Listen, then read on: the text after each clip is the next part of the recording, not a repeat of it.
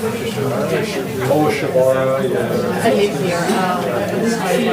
hello there.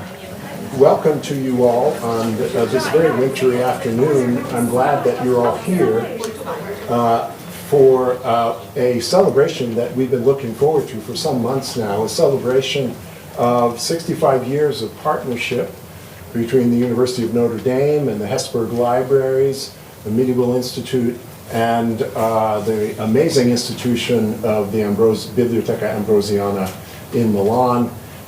We're delighted to have guests from Milan with us today and tomorrow, and I hope that you can not only join us this evening for a reception after this lecture, but tomorrow we'll have two roundtable discussions, a closing lecture, all shedding light on this marvelous partnership that has been going on since before I was born. And that's getting to be longer ago than I prepared to think about for the moment. To start us off, I want to introduce Professor Margaret Meserve, who is a Vice President and Associate Provost, and at the moment Interim Edward H. Arnold, Dean of the Hesburgh Library System, to give us a welcome from the Notre Dame side. Margaret. Thank you very much. Thanks so much. Well, good evening and welcome to the Medieval Institute and to the Hesburgh Libraries. I'm delighted to see all of you here. I'm equally delighted to welcome Monsignor Francesco Braschi, the Vice-Prefect of the Biblioteca Ambrosiana, and his colleagues from the library and the University Sacro Cuore. And they have traveled many miles through some truly terrible weather to get here. So I want to thank you for your bravery in venturing out into this Arctic wilderness to join us today. It's a pleasure to welcome you back as old friends of the Medieval Institute and of the libraries. You have helped us to maintain an even older bond of friendship between our two institutions. And that dates back over 6 decades. It was in the late 1950s that Father Hesburgh met Giovanni Montini, then the Archbishop of Milan, and struck an agreement for collaboration between the great historical library of that city and the young university library in South Bend. Father Hesburgh, as we all know, went on to build the monumental 14-story library, memorial library that we're sitting in today. And Giovanni Montini went on to become Pope Paul VI. Neither ever lost his love for the world of academies and scholarship, books and libraries. And the relationship that they forged between our two institutions has persisted to this day, with many wonderful projects and collaborations and exchanges to our credit. So tonight I stand in front of you in two roles, as you've just heard. And in my first role, representing the Provost's office, I'm pleased to bring greetings from our Provost, John McGreevy, and to underscore his commitment to collaborations like this one and their significance to our university and its future. As many of you may know, we have launched a strategic framework for the next decade that proclaims our ambition to become the leading global Catholic research university on par with, but distinct from, major private research universities in this country.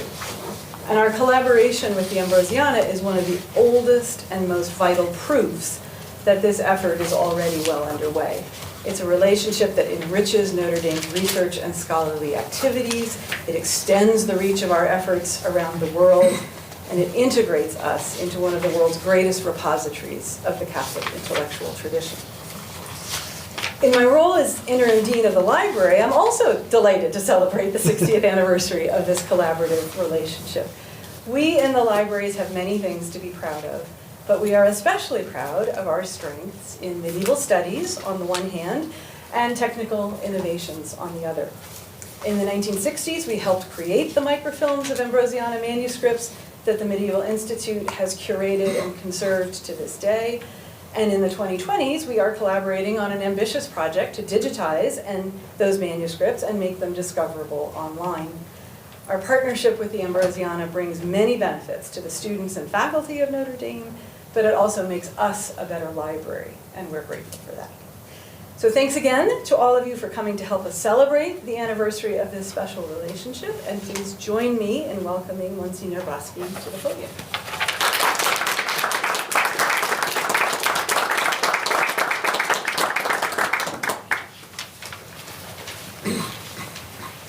Thank you very much for your introduction. Most Honorable Vice President, Professor Meserve, Honorable academic authorities, distinguished professors and colleagues, dear students, ladies and gentlemen.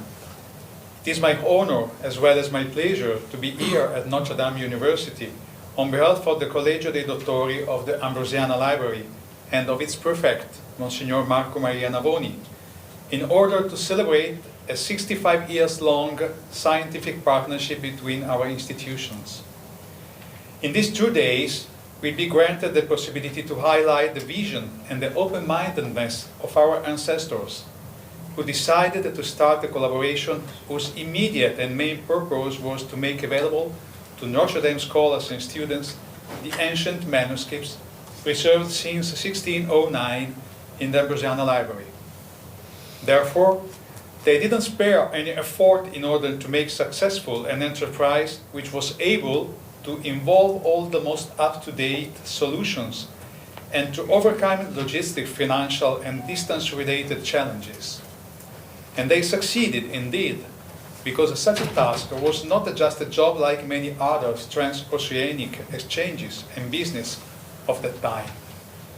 What our ancestors shared, both in Notre Dame and in Milan, was a common inspiration, deeply rooted in their culture, education, and faith. An attitude toward God and the fellow human beings which filled them with gratitude and awareness about the value of history and tradition, together with a profound sense of responsibility toward the younger generations, to which such a treasure of humanity had to be displayed and offered.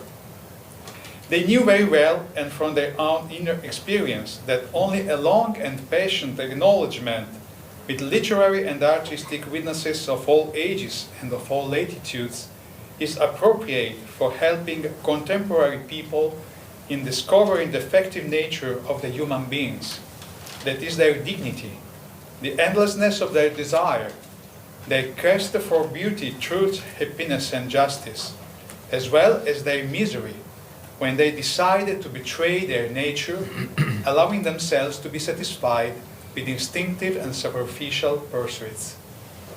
Therefore, the availability of the Ambrosiana manuscript to Notre Dame scholars and students became an effective gesture of care and love toward mankind, which substantially actualized the concept of common utility devised by Federico Gallo as the very purpose, together with God's glory, of the Ambrosiana Library on its foundation.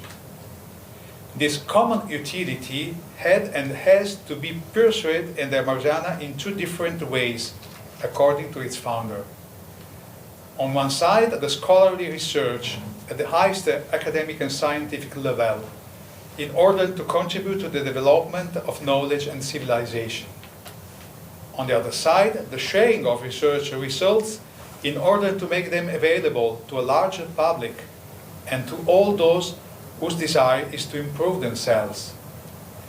It is immediately clear how these directions, which even today lead Ambrosiana's life, perfectly matched with Notre Dame raison d'être, thus making the sharing of the manuscript's images a true way of sharing of intents and goals. Now, after 65 years, as we proudly celebrate the vision and prophecy of this cooperation, we are confronted with new challenges as well as with unexpected opportunities. The 2017 agreement, who made Notre Dame University an even more prominent partner of the Ambrosiana by collaborating in establishing a new digital library, overcoming the limits of the previous microfilm collection, though still varied, needs to be, let me say, refreshed and further implemented, as new horizons connected with the possibility to obtain not only the images, but also an OCR AI-enhanced produced text, even from ancient manuscripts in various languages and alphabets, are already available to us. In the beginning of March, for instance, the Ambrosiana Library will make available a new web-based platform hosting its Arabic manuscript collection, the largest one in Italy after the Vatican Library one. The OCR accuracy rate of this platform in reading the manuscript Arabic writing is already over 19%. We are eager to share this new opportunity and these further developments with the Notre Dame Library. But we also have to say that the implementation of our agreement does not necessarily be limited to the online availability of manuscripts. Let me offer a few examples. In the past years, the Ambrosiana Library hosted a number of 2-3 week stage courses for international students in philology, humanities, history, art history, and theology, offering both classes on those subjects and practical experience in paleography, archive research, primary sources understanding and management, together with guided visits to Milan's most famous but also less known by mass tourism treasures of art and history. The aim of such programs is to help students understand the deep connections among faith, art, literature, imagery, self-awareness, and world vision, which intertwine and build culture and civilization. And this can be so well experienced in Milan, a place where since the Roman Empire a clear identity has developed, welcoming contribution from many other contexts. It would be amazing if such a possibility could be granted to Notre Dame students, making a stay in Milan and some days spent at the Ambrosiana Library a significant and distinctive part of the program offered to those who come to Italy, adding value to what already happens in Rome. Furthermore, doctoral and postdoctoral students are always welcome in our library, as well as scholars. All those coming from Notre Dame may benefit from particularly favorable conditions as for documents availability and introductory guidance by the doctors and by our academicians and collaborators. Our Ambrosiana Academy embraces 8 classes, as we call them, or departments, dealing with 16th, 17th century studies centered on Borromean age, patristic and ancient church studies, Italian studies, Greek and Latin classical and Byzantine studies, Slavic cultures and languages studies, Middle East studies with focuses on Hebrew, Arabic, Syriac, Armenian languages and cultures, Far East studies with Chinese, Japanese, Indian, Central Asian sections, African studies with ancient Egypt, Coptic, Ethiopian, Berberian, and West Central Africa sections. Each of these departments involves the scholars and university professors, both from Milan and this neighborhood and from abroad, organize international conferences, and publishes essays and proceedings. As some scholars from Notre Dame are already involved with our academy, we would love to have a deeper connection within our partnership. And lastly, the next few years will see 2 important events for our library, which I officially announce here for the first time. In 2030, we will celebrate the first millennial of the Church of Santo Sepolcro, which is part of the Ambrosiana Library, that was founded on the very place of the ancient Roman Forum by a wealthy family of silver coins producers in 1030, but became after the First Crusade the place where a reproduction of the Holy Sepulchre was placed and the center of spirituality for the whole Milanese church. Moreover, the lower church still preserves the very pavement of the Roman Forum, stones on which Emperors Constantine and Theodosius, St. Ambrose, St. Augustine, and many others walked, so that the historical value of this church can hardly be overestimated. Then, in 2031, we will celebrate the 4th centenary from the death of Cardinal Federico Borromeo, our founder. This could be the opportunity to rediscover his value as a humanist and literate, as well as the meaning of his heritage and of the Ambrosiana for today's Christian culture and civilization. I hope that it is not merely a wishful thinking of mine, the desire to have as a distinguished partner for those events such an important institution like Notre Dame University, whose authorities and professors' body I would once again wholeheartedly thank for your support and exquisite hospitality. Thank you very much.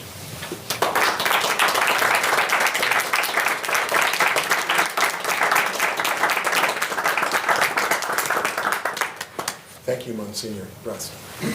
Well, it is now my pleasant duty to introduce our speaker for the evening, somebody who is an erudite scholar but as importantly, a great friend of the Medieval Institute and of many of us who are part of the Medieval Institute, somebody we're delighted to have back among us after too many years of being away. Our speaker tonight is the Reverend Monsignor Dr. Federico Gallo, who is the fellow and director of the library in the Biblioteca Ambrosiana. He is a scholar of both Latin and Greek paleography, holding diplomas in both areas from the Vatican Library itself. He also holds a PhD from Pázmány Péter Catholic University in Budapest, and is the author of a number of learned studies. I could mention many of them, but I'm just going to mention one now, and that is the just published, just in last year, his work in English called Diplomatics, The Science of Reading Medieval Documents. Those of us who are historians, like myself, know that reading medieval charters, other kinds of medieval archival sources is a challenge, and we find ourselves turning often to what are now often very dusty handbooks of diplomatic, and we're delighted to have a new one produced by Monsignor Gallo, and he has been helpfully handing out copies. So some of you have them in your pocket. He very kindly gave me one, and I'm very grateful for that indeed. So we're in very good hands this evening as Monsignor Gallo will talk to us under the title, In the Beginning and Now. Go ahead. Thank you. Thank you.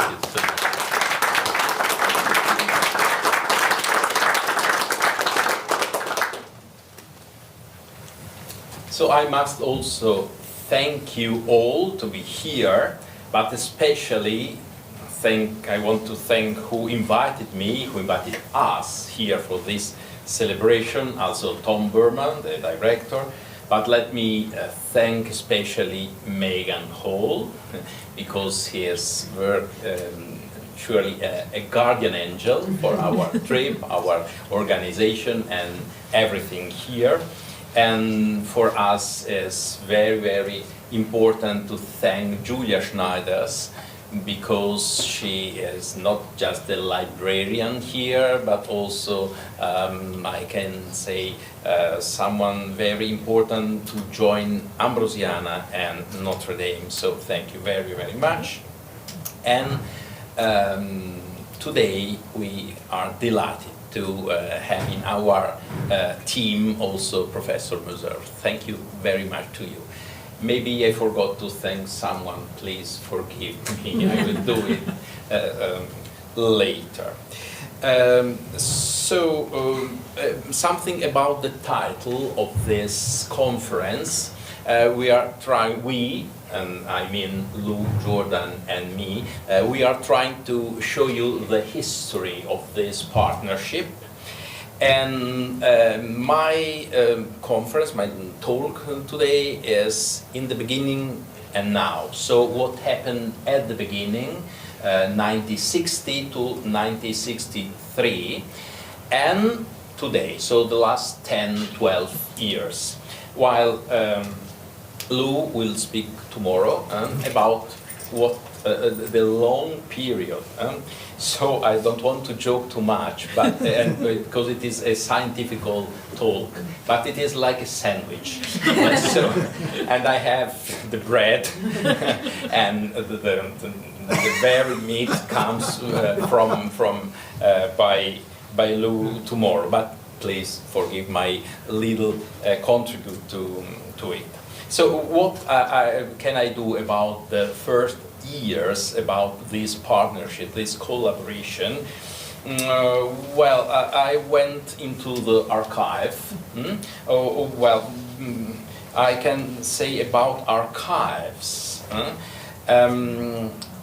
2018, I went to the Notre Dame archives, and I looked in the correspondence of Father Hesburgh, and especially I studied and researched in the correspondence of director Gabriel. So there are a lot of documents, letters and so on, and they are especially about the period about whom our Lou will tell us tomorrow. So it is possible to research and to find a lot of interesting documents about it, about medieval institute and the Ambrosiana. So it is the first archive, the first important one. Then there is another archive, and it's the Ambrosiana archive. So what is there? I must say there is a few letters about it, yeah, because official letters to the Prefetto or to the chief of the administrators. We call it the Presidente, the president of the Conservatori, so the administrators. But there is a third archive, and this archive I found very interesting, and it is the archive of Archbishop Montini, the late Pope Paul VI. Well, this archive as Archbishop is in Milan, in the Curia, in Archivio Diocesano Storico di Milano, and so I will show you some of the documents I found there. Well, before 1960, there is in the Ambrosiana just a document. Professor William Bennett wrote to our Prefetto Giovanni Galbiati in 1949 about a palimpsest. He wanted some pictures, and Prefetto Galbiati sent him this picture for his researches. But it is only a document, just this one, not others, in the Ambrosiana. And then came the glorious times, so you can see our Archbishop Cardinal Giovanni Battista Montini, 1960, here with the President of Brazil, because he was 13 days in the States and in Brazil, and this diocesan magazine wanted to tell about his trip in North and South America. You know very well this story, so I will not repeat what is very, very famous. So 3 days or a couple of days in Notre Dame. He arrived on the 4th of May. He had dinner, and then on the 5th of June, not May, excuse me, yes, it was June. And on the 5th of June there was a Holy Mass, and then he received the degrees, laurea honoris causa, a low degrees. And you know it was a very important feast day with Father Hesburgh and with President Eisenhower. The famous picture with the three, the future Pope, the President of Notre Dame, and the President of the United States of America is very important. And on the 6th of June, Cardinal Montini visited Notre Dame. So maybe the famous question of Montini to Hesburgh maybe was on the 6th or on the 5th, I don't know, of June. What is it? What is it? They were building the Hesburgh Library. And what is it? And so they spoke about books, about libraries. And then came the idea to microfilm all the manuscripts of the Ambrosiana. So yes, famous pictures and the famous present to Montini, by Montini to President Eisenhower, an angel breaking a chain. Yes, so the letter of Eisenhower to Montini, and then other famous pictures that we know very well. Maybe here is it is very little, forgive me. And so they started to create this big project about microfilming manuscript of the Ambrosiana. So some documents about it. This is the first letter we can find in the Montini archive in Milan. So June 20th, so some days after after Montini's trip, and Father Hesburgh thanks Montini for the wonderful presents he made to the university and to Hesburgh himself. And one of these presents I could see in the morning, thank Julia, because we went in the room of Ambrosiana of drawings, and there is this facsimile of the Codice Resta of the Ambrosiana Library with a long autograph of Montini to Father Hesburgh. Quite a relic, because now, you know, Pope Paul VI is a saint of the Catholic Church. And he was really happy for their new friendship, and he wrote also, I have been talking to the director of our Medieval Institute, Canon Astrid L. Gabriel. Canon Gabriel plans to be in Rome around the 5th of July, and will be spending some time with his confrère, the Canon Andreas van Landschot, Vice-Prefect of the Vatican Library. So immediately Notre Dame, Ambrosiana Library, Vatican Library were joined together. And what happened then? Yes, it is important, this postscriptum, because Father Hesburgh doesn't write just about the library to Montini, but he writes also about what is happening in the world, about the future of the church. So a real friendship. And who of us read God,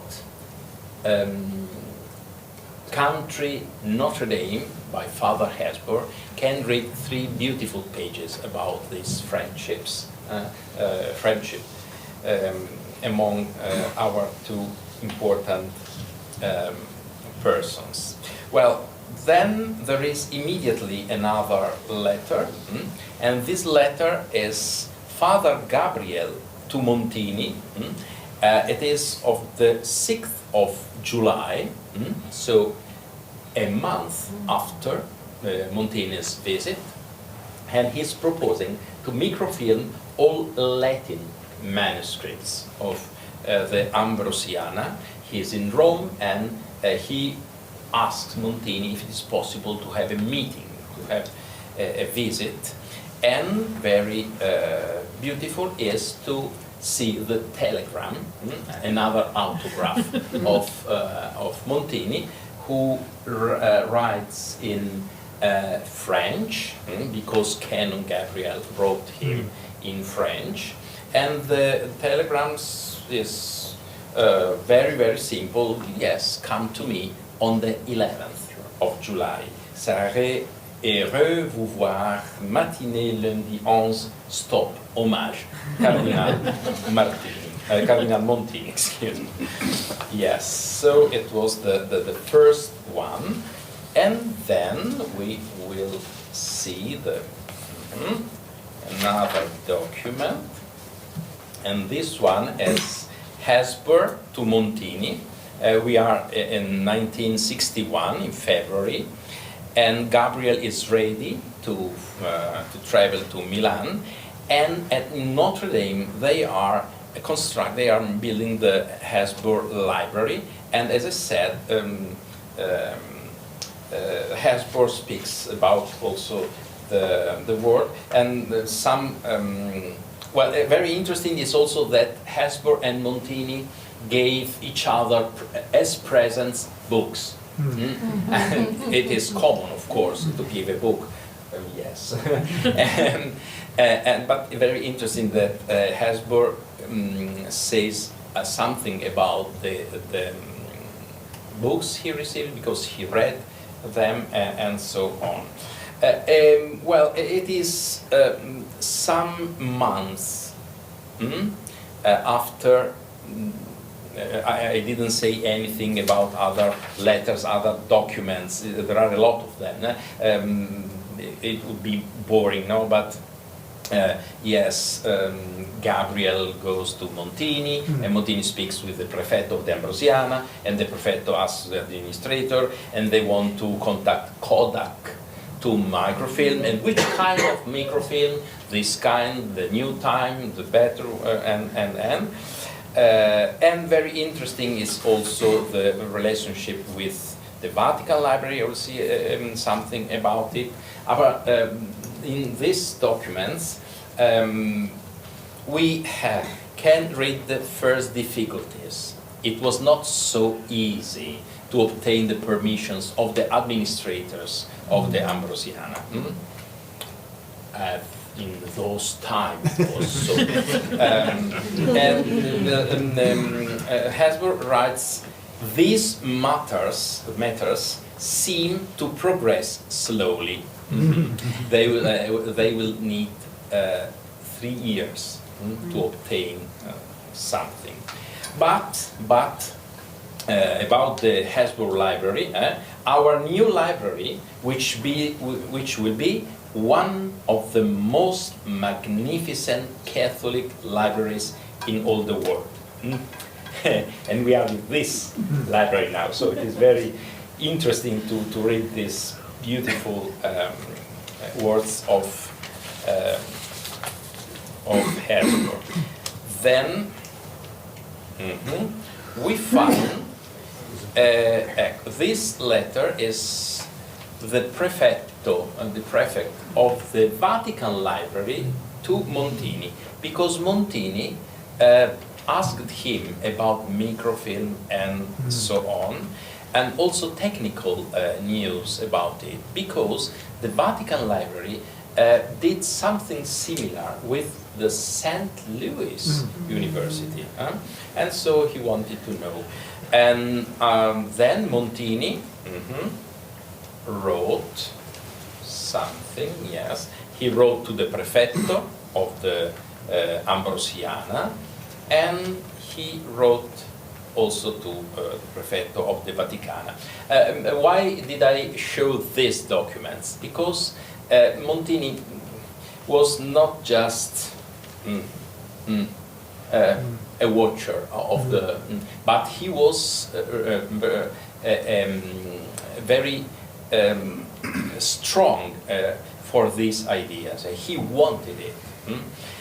He didn't tell, oh, good idea, Hesburgh, okay, I will speak. And no. He was present. He was very, very interested in it. He wanted this project. And so when I think to microfilms, I think to Father Hesburgh. But this research showed me that I have to think also to Montini. He was the Archbishop, he had a lot of things to do and to think, and the concilio will start in these years, but he was very interested, and he gave all facilities to make this project. Then we arrive in November 61, and in November 61, finally, Hesburgh can write to Montini that Gabriel could end the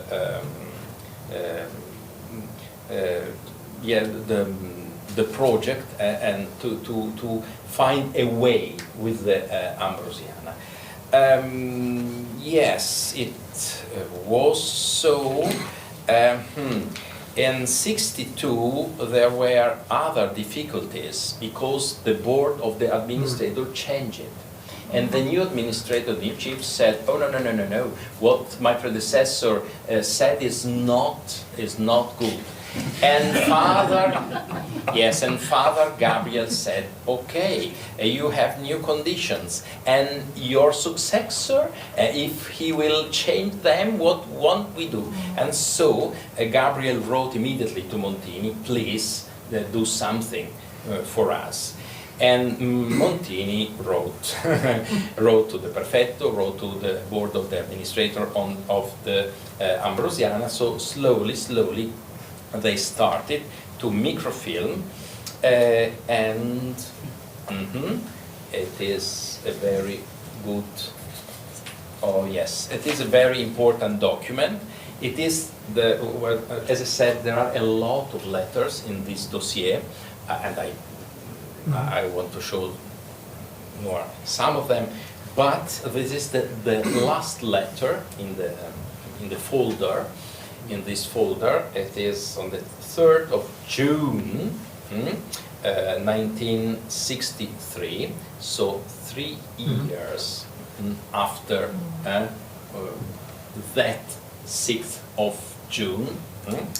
And this last letter is Gabriel to Montini, and Gabriel can write to Montini. It's arrived in Notre Dame, in the box with the first 250 microfilms. So it is an historical letter because microfilms arrive in in Notre Dame. Well, so what about this story? As I said, it is very interesting to see how Montini was, and you can see here, well, this piece of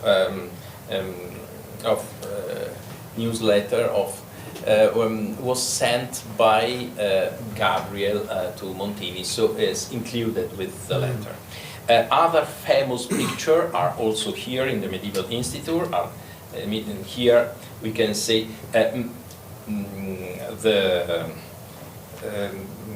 director Gabriel in the Ambrosiana among the administrator and the future Prefetto Paredi. Here you can see people of Notre Dame, in the middle Hesburgh, right, Gabriel, and Prefetto Paredi. Paredi was the successor of the Prefetto Castiglioni. Then, once again, so the collaborator. And what I showed here is the beginning of our partnership, noble starters and a strong friendship. Now I must stop the beginning because tomorrow Lou Jordan will continue this story. So I go to the end, and I must remember that in 2008 Monsignor Navoni and Francesco Braschi were here. They were invited for an important conference here, and it is very, very interesting for me that at those times they were two colleagues of mine also, so Monsignor Navoni and Don Francesco Braschi, and now the same persons are the Prefetto of the Ambrosiana, Monsignor Navoni, and the Vice-Prefetto, Monsignor Braschi. I'm delighted to think that that trip 2008 was a prophetic trip, because now our friendship and their role in the Ambrosiana is also stronger. But after this this trip, there was another important trip, and it was 2012. And we have to thank Professor Martin Blumer, because Martin Blumer came to Milan with students, and Francesco Braschi, Alberto Rocca, and Federico Gallo gave what Don Francesco said before. So we were with the students, a picture of mine, with some students, and they or me showed everything about Milan, about the Ambrosiana manuscript, and so on.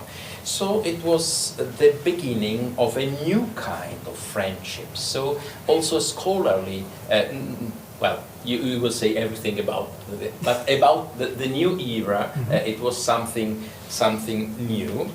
And so this trip and this collaboration gave the possibility to restart a strong way to be in collaboration. There is an important picture here. I'm sorry, it is very little, so you cannot say. There is a young priest, but okay. But in the middle, there is Father Hesburgh. And I can remember that very important, for me, historical moment when I met him and Father Hesburgh. Yes, remember the time with Montini, with Gabriel, and so on. And it was for me really something very interesting. But Martin Blumer, yes, he came in 2012. He came to Milan, but then invited me 2013 to come here in November in Notre Dame, and he asked me to give 2 lectures about my researches on the manuscript of the Ambrosiana, and so started another kind of friendship. I'm sorry that Professor Coleman is not here today. I hope Randy is watching, because we wanted together to show that we look still young as those yeah. But okay. Let's go to see other pictures. I won't mention that 2014, Monsignor Braschi came here for a workshop, and he gave an important lecture on Saint Ambrose. And it was another step of our friendship together. Then in January, I stayed here a month in January, so don't worry for snow. Yes, something familiar for me. And I gave also 3 lectures. So once again, visiting Chicago. Yeah.